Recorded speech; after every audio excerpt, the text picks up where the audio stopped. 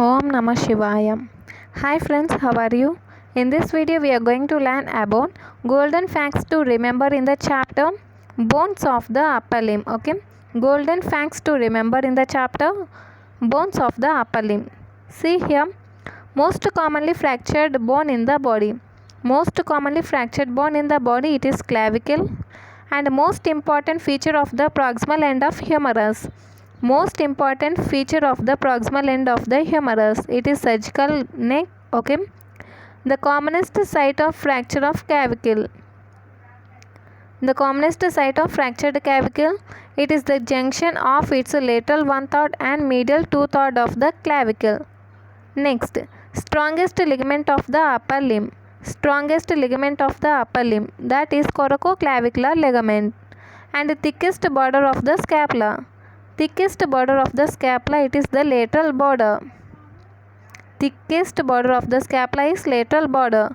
And the commonest fracture of the humerus. Commonest fracture of the humerus, supracondylar or supraepicondylar fracture.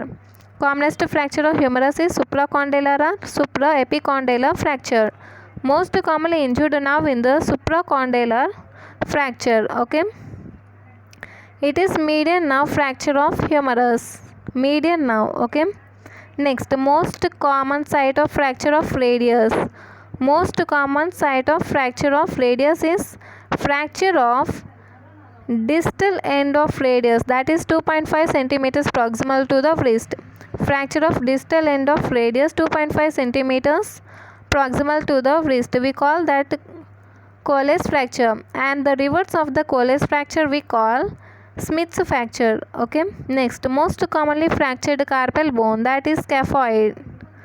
And most commonly dislocated carpal bone. Most commonly dislocated, not fractured, here dislocated. Most commonly dislocated carpal bone is lunate. And the largest carpal bone, it is capitate. Largest carpal bone is capitate, and first carpal bone to ossify also capitate. Largest and first carpal bone to ossify is capitate. Okay, we are talking about the carpal bones. The shortest and stoutest metacarpal, first metacarpal. Okay, shortest and stoutest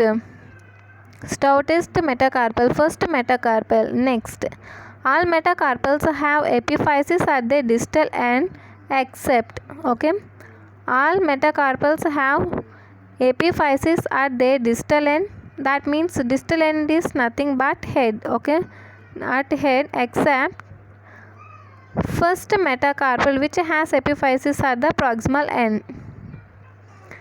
If this is the metacarpal, this is the distal region, this is the proximal region.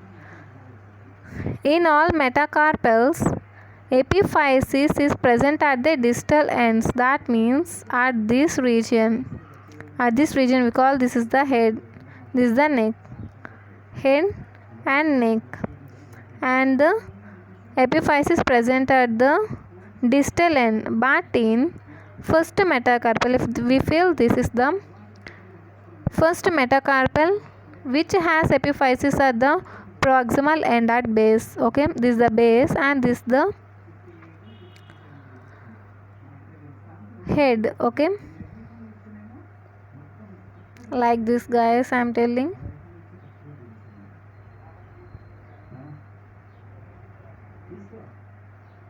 Okay, I am telling like this. Here, if this is the first metacarpal, epiphysis present at the base, that means here at proximal end, this is the proximal end. And for other metacarpals, and epiphysis present at the distal end or head. Okay, that means at this region, okay, not like here is present and here phalanges are present. Okay, I am not telling about that, we are talking about the metacarpals. Okay guys, this is about the golden factors to remember in the chapter bones of the upper limb. Okay, if you like this video, like, share and subscribe. Thank you.